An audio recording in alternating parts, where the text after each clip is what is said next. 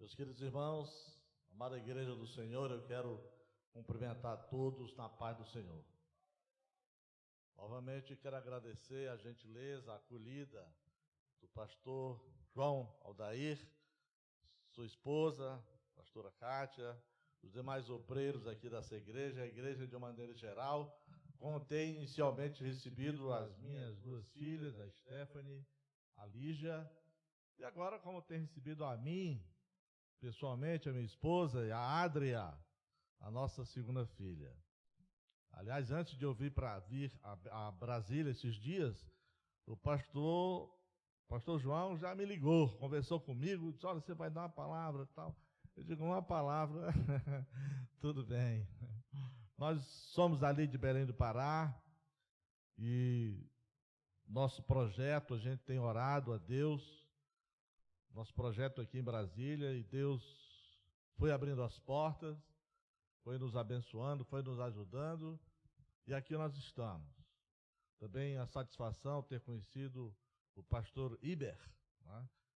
Ontem nós estivemos juntos, sua esposa, pastora Amanda, ok? E conhecemos outros obreiros também. Isso tem sido uma satisfação para nós, essa fraternidade, essa acolhida, essa convivência abençoada, o que certamente só trará bênção para as nossas filhas e para a nossa família, positivamente, claro. Eu estive pensando sobre o que nós poderíamos falar hoje à noite. Exatamente no culto de ceia, nós não poderíamos ir muito longe. E, em verdade, nós estamos passando por momentos difíceis no Brasil, ainda continuamos com esses momentos difíceis. Há poucos dias faleceu um colega meu, um pastor ali em Belém, que na verdade era meu filho na fé.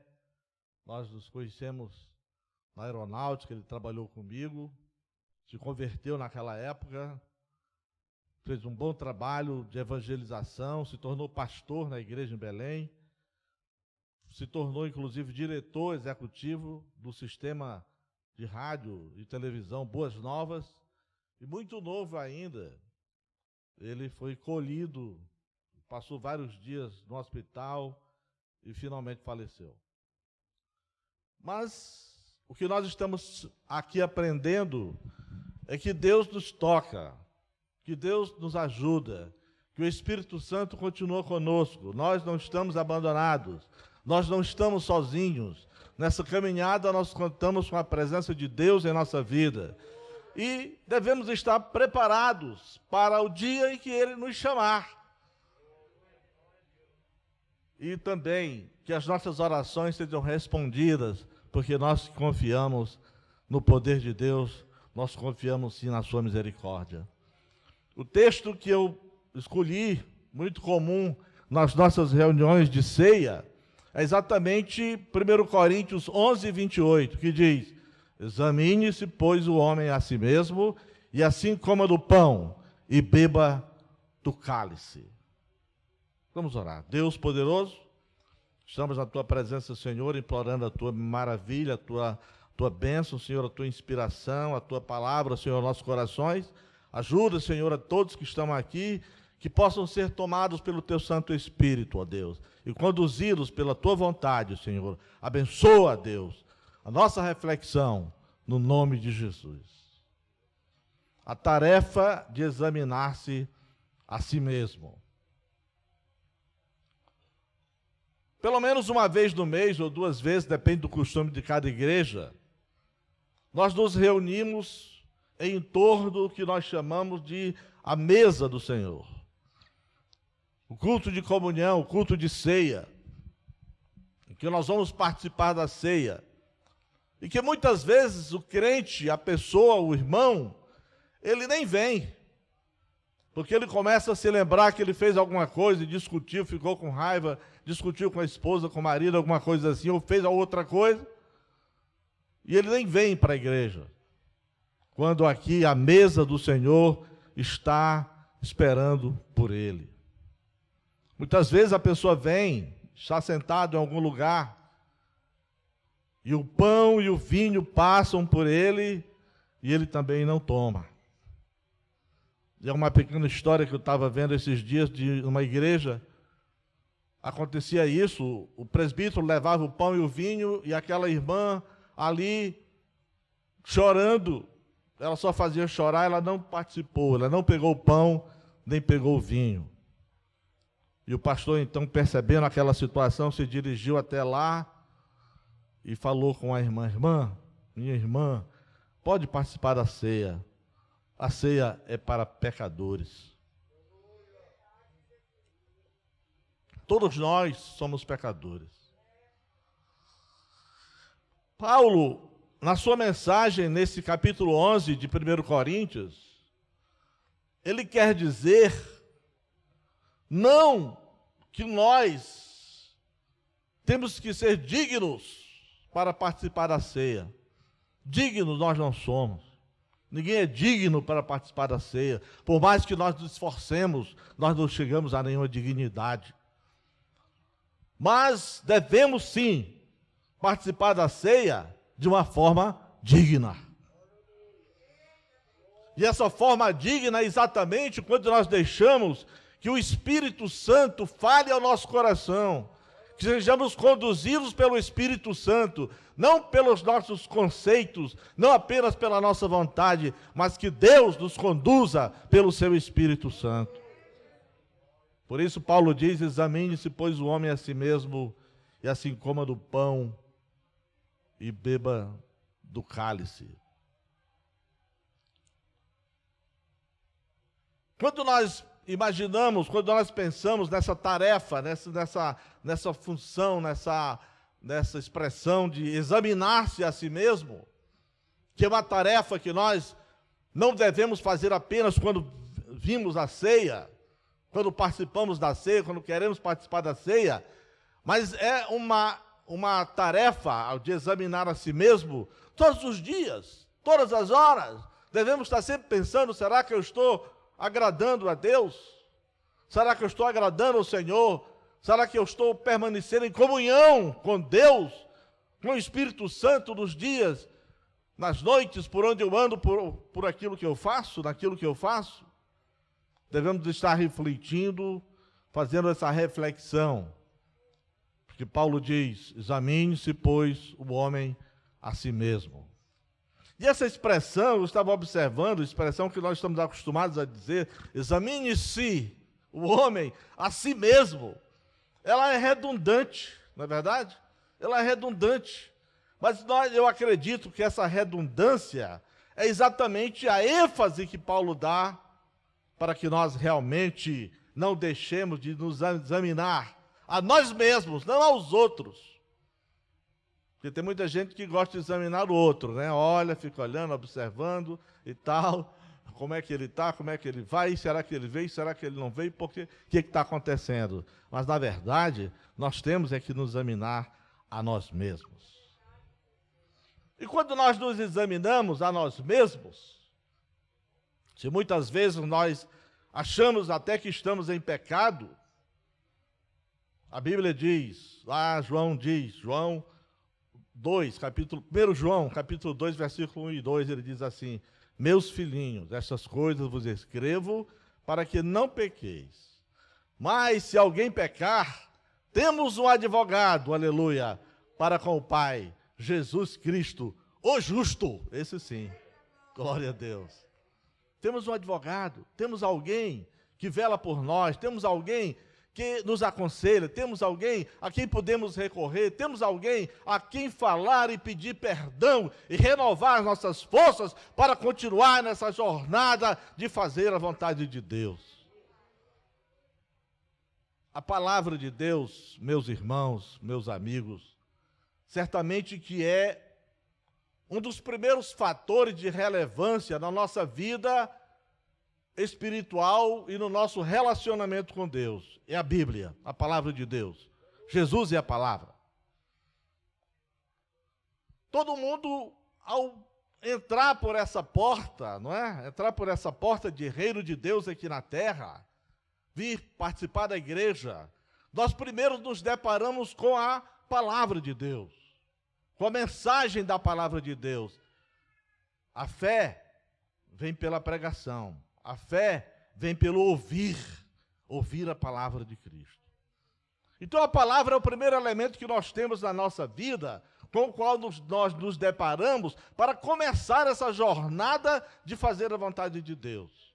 Seu pai falou com você, seu irmão deu testemunho, alguém conversou, você leu a Bíblia, você ouviu o pregador, e quando você estava ouvindo a palavra, alguma coisa aconteceu com você. Essa palavra mexeu com você naquele tempo, naquele dia, naquela ocasião.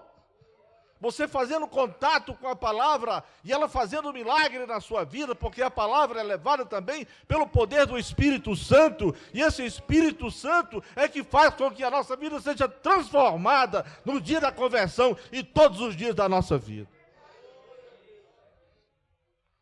A palavra de Deus, aleluia. E a Bíblia diz: bem-aventurado aqueles que leem e aqueles que ouvem as palavras da profecia e guardam as coisas nela escritas, pois o tempo está próximo. E nós lemos a Bíblia, nós nos convertemos e passamos tantos anos, quanto tempo nós estamos na igreja, e a Bíblia nós temos conosco, e carregamos e temos sempre uma Bíblia. Hoje, no próprio celular, nós temos a Bíblia, podemos consultar a Bíblia. Mas é uma coisa importante que não podemos esquecer da nossa vida, é o primeiro ponto, que nós temos sempre que nos examinar. Como é que eu estou tratando a palavra de Deus na minha vida? Eu sou crente, vou para a igreja, tento fazer a vontade de Deus, mas nós temos que ter um contato contínuo com a palavra de Deus. A palavra de Deus, esse conhecimento da palavra de Deus, não é uma coisa estanque, que fique parada. Não é alguma coisa, vamos dizer assim, episódica. Eu vou ler apenas quando for de meu aniversário. Eu vou ler apenas quando for domingo. Mas deve ser a leitura da Bíblia, o estudo da palavra de Deus, essa intimidade com a Bíblia Sagrada, com a palavra de Deus, deve ser uma coisa contínua em nossa vida, como diz o profeta Oséias. Ele diz assim: conheçamos e prossigamos em conhecer o Senhor. Não espere revelação, não espere um anjo vir falar com você, mas volte os seus olhos para a palavra de Deus cada dia, cada momento que você puder, e essa palavra vai trazer uma revelação especial de Deus na sua vida, e você vai sim manter agora a comunhão com Deus. Aleluia. Se você, meu amigo, meu irmão que está aqui esta noite, onde você estiver nos ouvindo, se você efetivamente mantém esse contato contínuo com a palavra de Deus e deixa que ela trabalhe no seu coração, na sua vida, então seja bem-vindo à Santa Ceia do Senhor. Glória a Deus. Palavra é importante, não podemos esquecer a palavra. Mas quando nós recebemos a palavra, a ação do Espírito Santo de Deus na nossa vida, existe uma mudança na dimensão da nossa fé. Como nós já ouvimos várias vezes, existe a fé natural. O homem tem a sua fé normal, não é? Nós temos fé. Nós, dependendo do que nós observamos, da nossa visão, da nossa percepção, nós temos uma certa fé, que é chamada de fé natural. Alguém vem para a igreja e senta aqui nesse banco, ele vai, olha o banco, ele vê que o banco é capaz de suportar o seu peso. Então, alguns pregadores estudiosos desse assunto dizem que isso é fé natural. Ele vai sentar ali porque ele acredita que ele vai conseguir se acomodar ali sem problema. Mas quando o Espírito Santo de Deus age na nossa vida, ele transforma essa fé numa fé sobrenatural. Ele dá uma nova dimensão a essa fé, de tal forma que você, lendo a palavra de Deus, percebendo a mensagem que ela contém, você levanta sua mão e diz: eu aceito Jesus em minha vida. Você se convence pelo Espírito Santo, porque agora ele traz a você uma nova fé, uma nova visão, uma coisa transformada, que vai trazer muito mais fortalecimento à sua vida espiritual. A palavra de Deus nos eleva a uma nova dimensão de fé. E essa dimensão de fé, ela traduz a cada um de nós uma paz interior. Você agora não está mais sozinho, você aceitou Jesus, você tem um companheiro, você tem uma nova dimensão de fé na sua vida, e há uma paz interior, você desfruta de uma paz interior. Quando todo mundo está se acabando, mas você está firme. Quando tudo está chorando, todo mundo está chorando, mas você está com esperança em Jesus Cristo. Quando todo mundo está triste, todo mundo está revoltado, você está confiando que Jesus pode transformar as circunstâncias. Você acredita nisso. Você tem paz interior. Há uma certa história que eu ouvi de um pregador, certa vez, sobre a paz. Um retrato da paz. De que havia um concurso numa certa cidade das pessoas que pintavam quadros para que alguém fizesse um quadro que representasse a paz. E um pintor, o vencedor, teve o seu quadro exposto e foram ver o que tinha no seu quadro.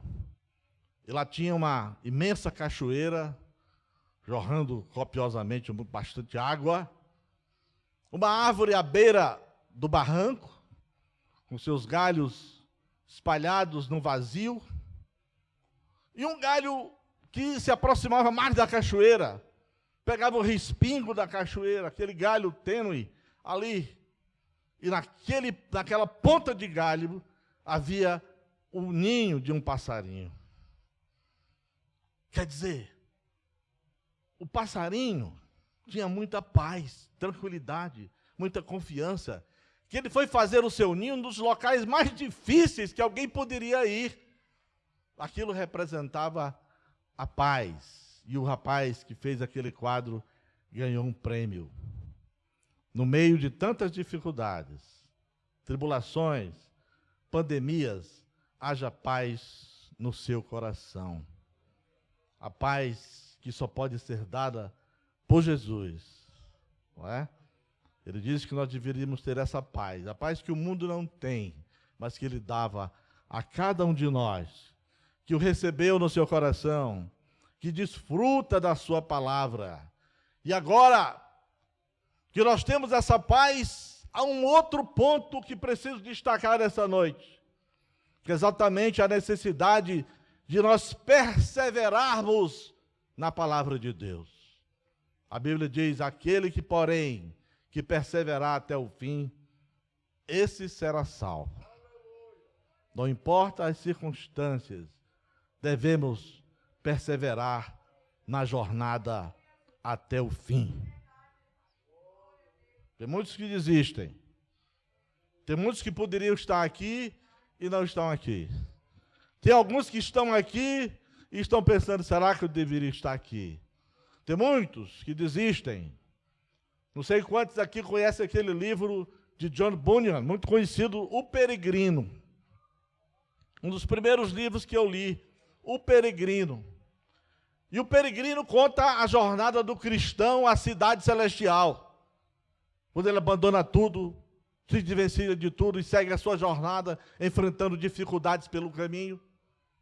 E lá, depois de muito caminhar no meio da estrada, ele vai caminhando e ele se encontra com um personagem que está voltando.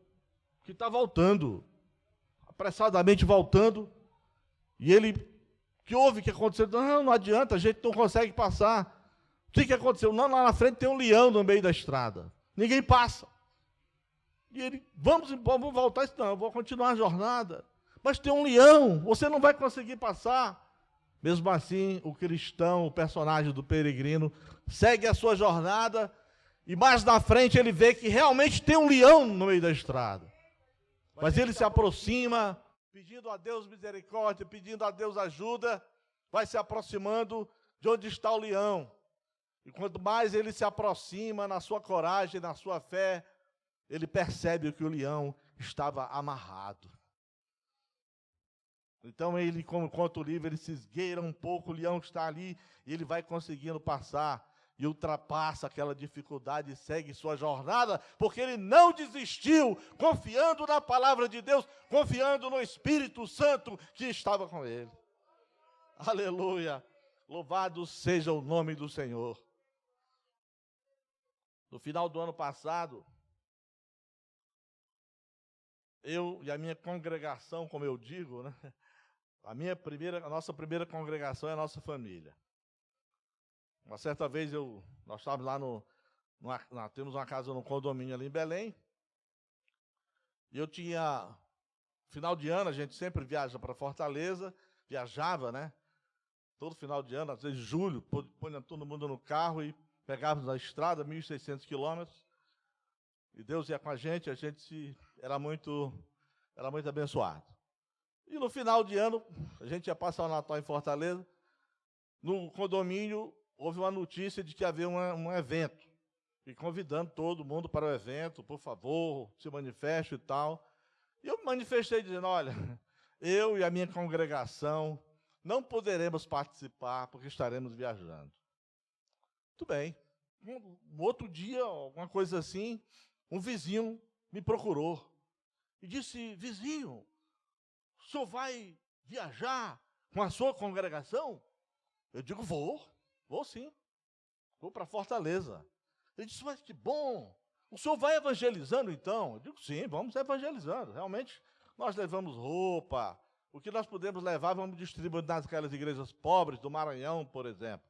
Ele disse, olha, eu tenho várias caixas de Bíblia em casa. O senhor não quer levar essas Bíblias? Eu quero, glória a Deus. E daqui a pouco veio com uma porção de caixas de Bíblia e me doou. E a gente que nem esperava aquilo, glória a Deus, a viagem foi mais abençoada ainda. Fomos também distribuindo a palavra de Deus pelo caminho, por onde quer que a gente passava. Aí eu digo, é a minha congregação, é a minha família. Andréa, a Stephanie, a Adria e a Lígia. No ano passado, final do ano, nós tínhamos alguns convites no sul do Pará. Nós tínhamos que pregar em 2 igrejas no sul do Pará, e tínhamos que fazer participar de alguns eventos. E nós fomos, todo mundo junto foi.